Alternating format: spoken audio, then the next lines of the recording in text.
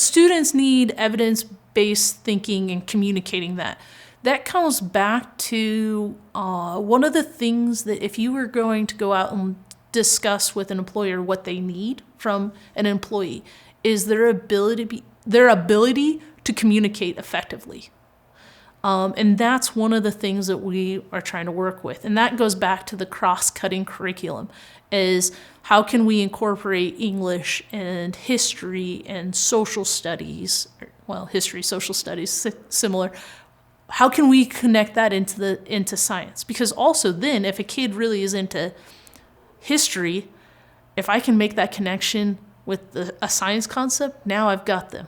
Evidence-based learning is really giving the students the opportunity to do discovery and ask questions, so be involved with the learning rather than being a passive participant. What we want to do is create a curriculum where students are engaging in phenomenon, right? Where they're learning and seeing science, they're analyzing it, they're using evidence from what they gather, and then they're able to articulate that, both in writing and in the spoken word. And so everything that we do, hopefully, comes back to that. Are they working through that process where they're gathering evidence, they're analyzing the evidence that they have, and then communicating those results?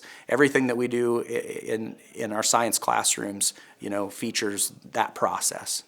With the new standards and the kind of new way of teaching, I feel like it's going to benefit kids so much, and teachers too, because now I'm not just standing up there and doing all the talking. I can stand back and watch them learn and figure out things on their own, and which is better for me too. That way I don't just have to stand up there, and it doesn't have to be about me. It's about them. And so I love that part of it, and I feel like with the new standards, it's going to make kids so much smarter. What we're trying to do is we're trying to, in my opinion, get students' strengths and work with their strengths. For instance, I have one student that really is an amazing artist, and the way he learns is through drawing. And sometimes I'll ask him to come and he'll draw something on the board, and like 4 kids are like, oh my gosh, I get it now. So I guess it's just, for me, 3-dimensional learning is more the opportunity to work with everybody's strength.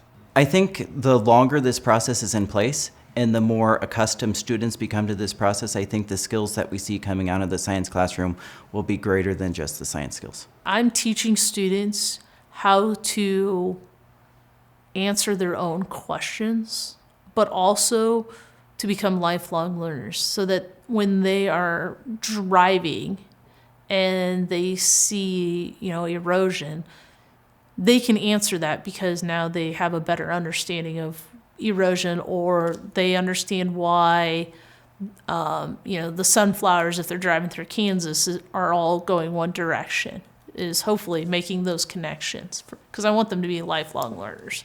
So in the past, I felt like it was very surface level understanding.